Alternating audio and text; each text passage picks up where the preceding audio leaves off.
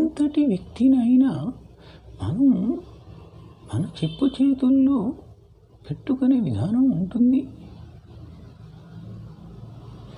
అదేవిధంగా మనం ఏమి చెబితే అది వినేలాగా, అది వాడితో గొడవ జరిగినా సరే మనం ఏం చెప్తే అది వినేలాగా చేసే విధానం ఉంటుంది.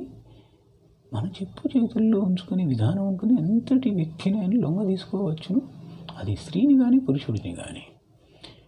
అది ఒకసారి గమనించుకొని చేయించుకోవాలి. ఇలాంటిది